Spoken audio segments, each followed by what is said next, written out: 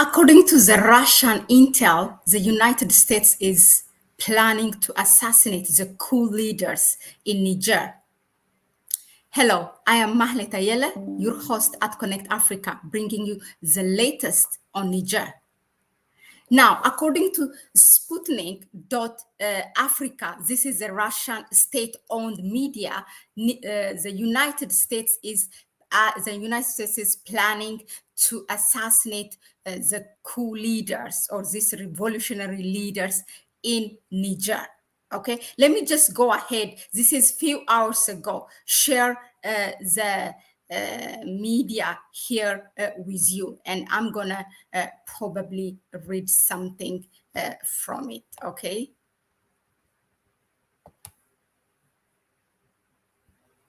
Look, this is the media. All right, let me just read part of it. The United States is considering the possibility of physically eliminating the leaders of Niger's national councils for the safeguard of the homeland, which led the military coup against Niger President Mohamed Bazoum. The Russian Foreign Intelligence Service revealed in a statement on Thursday. This is meaning yesterday, just a few hours ago, last night, actually. According to this Russian intel, the data shows that Washington is not satisfied. God knows what, but not satisfied means with the developments in Niger after the recent military takeover, meaning it's not going in the way that they wanted. Now, whether this is true or not, what we do is here, we're going to go back and connect the dots, what happened for the past 1 month and 10 days, like ever since the coup happened. Okay, so let me just give you a bit of historical background ever since this coup happened. Now, we all know, I like to share my slides so that we see and we remember things. Now, we all know that the coup in Niger happened like Mali and Burkina Faso, which happened a year and 2 years ago. It's because the people are tired, Nigerians are tired of the continued neo-colonization by France.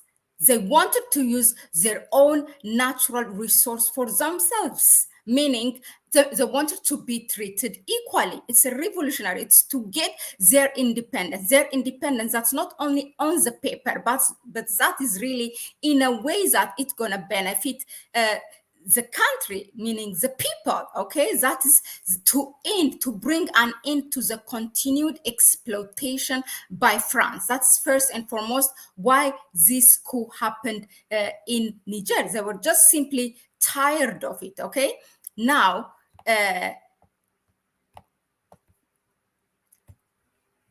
but do not make a mistake. What happened in Niger or Mali or Burkina Faso, it's not something to be equated with what happened in Gabon, just to add some flavor in it. Because in Gabon, look at Zaman when what he wore during his sworn, he just looked like a clown, just like dressed those European kings or whatever. It's just funny. Look at it, all his gloves. I mean, okay, so don't make no mistake. Here I'm talking about Niger, and it's like Mali and Burkina Faso. Gabon is out of this. Now let's stay on Niger.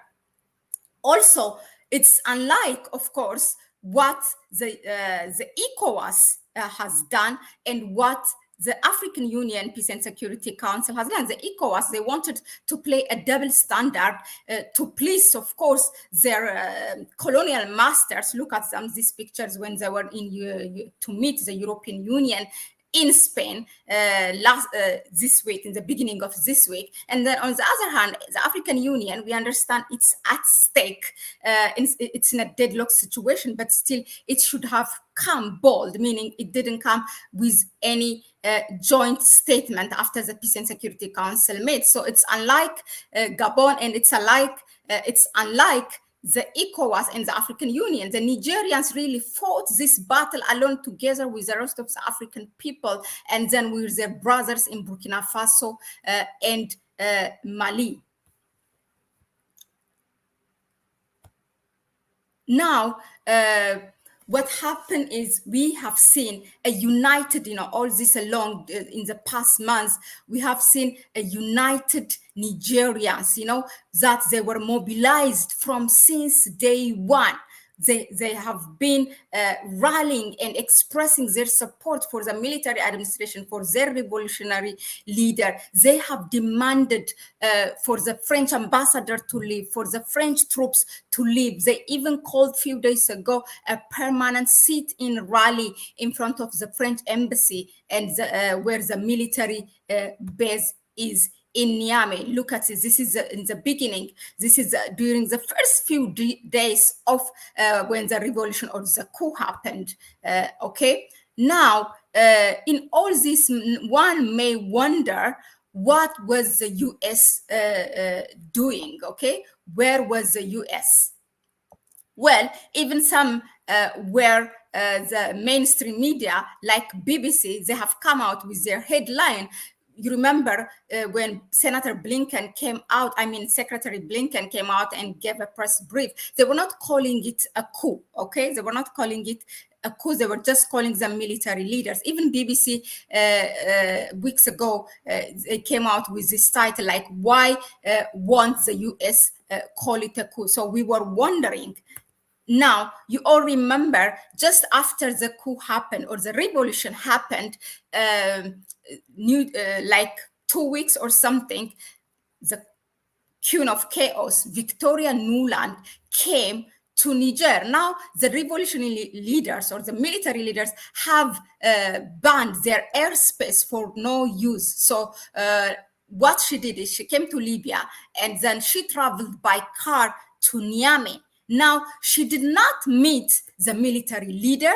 They even refused her to meet also her request to meet the ousted President Bazoum. Now, she went back and she said, like, this is what she expressed.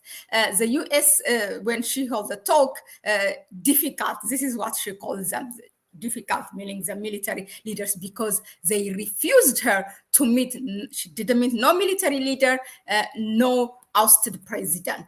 And we even heard and read that she tried to bribe, this is which they are best to do, to 200 million leader to $200 million to the military leaders, okay? But they refused, and all what she has to say is they are difficult. Well, that's not something new for the US to bully you when you are not in their line, okay? Now, in all this, the defiant French government, which they came out, even President Macron, and told us against the demand of the Nigerian people, they meaning for the ambassador to leave and for the French troops to leave. Macron told us that the ambassador will not leave, they will stay, and he even said in his speech, which most of us which it slipped away from our analysis, is that Niger, Mali, and Burkina Faso, they are who they are because of France. He has the audacity to say that France is France, just like Jacques Chirac said. France without these Western African countries or its colonies is not France. France is in the third world. That's what Jacques Chirac said. Now he comes and he tried to reverse that and tells us France is those three countries, Mali, Niger, and Burkina Faso, are who they are because of France. I mean, that's nonsense, and the audacity of it. Now, French, again, in all this, they have been continuing in their defiance, but they made a dramatic turn a couple of days ago as we have come here and analyzed it. And what they try to do is now they are negotiating because they have come to a very, they put themselves in a very disgraceful and shameful position, and they are even illegal from the legal perspective, from the legal point of view. So he's now negotiating with the military leaders with what they call illegitimate, in which they didn't want for their ambassador to meet. Okay, now they are negotiating, sitting and negotiating with the prime minister, the new prime minister of Niger, for their French troops withdrawal. So France made a dramatic turn. Now, after Victoria Nuland left the country, one wonders, what is the US doing in all this? Okay? What is the US doing? Could it be plotting this assassination? Well, whether it is true or not, what we can say is the US is not short of doing that. It's very capable. Look at this. Mohammed Gaddafi, the Libyan president, the late Libyan president. We have Thomas Sankara. We have Amri Cabral. We have Kwame Nkrumah. Okay? All these, Patrice Lumumba, they all have been assassinated by CIA. And after it happened, they come and tell you, that's it, just a leaked information. That's what they call it. In all this, what I wanted to tell you is that we have seen history. Unless we are a short memory, this is exactly what the US is doing and have been doing.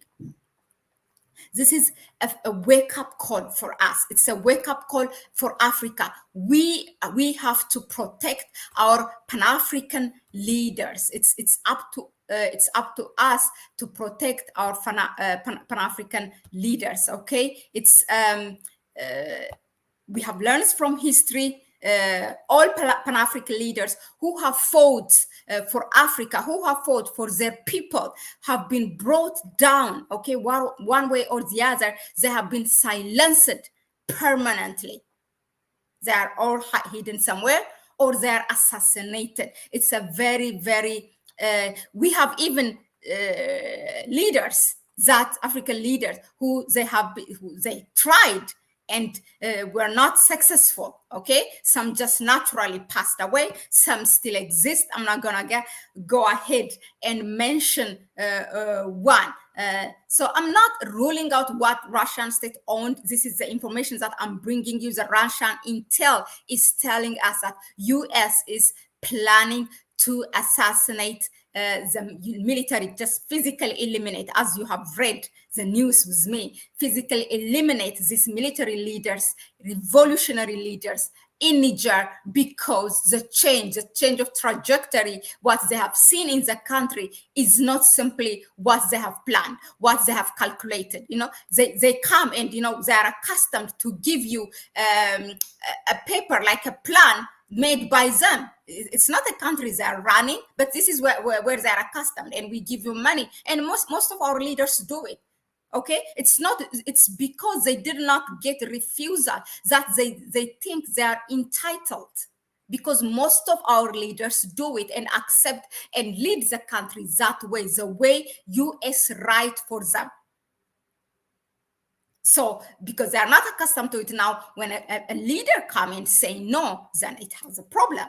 That leader will have, or that country will have a problem. So we must, the message that I want to leave you is that we must protect the Pan-African leaders that we have at all costs. The release of this news or information by the Russian intel is not a surprise to Africa by any means. No, it's not. But it is definitely, again, that wake-up call for Africa to protect our leaders, our Pan-African leaders, to have that unity. I mean, we should not shy away. We should not move away. The ultimate goal is what saves us is to have that unity. Imagine that if the African Union was politically united and comes and, represents Niger instead of banning Niger or Mali or Burkina Faso from their membership, which doesn't do anything. The countries are actually now going on a referendum to unite their countries, to make it borderless. We're going to report about that soon, that journey. But we have to protect as a citizen, as a Pan-African citizens. This is our obligation. So with that, I leave you. You all can contribute in your 2 cents by fighting the false information that's going on against Niger, saying that it's a coup, or it's as if it's presented in a way that the people want it. That's it. Call it what you call it. Okay, end of the story. So now, please comment below what you think of this. We all want to hear from you. Thank you very much for tuning in. So thank you all. LV Del, Mikey Simba, Evolving Out Loud, Dagafe, Yolix, Lailasser, all of you, Agar, Mayok, hello and good morning, and thank you for tuning in. Go now, hit that, smash that subscribe button, like, if you like, of course, the information that we're bringing you, and if it's giving you insights, and then share it, please. Do not keep the information and the knowledge to yourself. Go ahead and share this video. That will help us. Well, that being said, so have a blessed day, and we're gonna meet again in our stream during the day and in the evening. Bye-bye from me now. Ciao.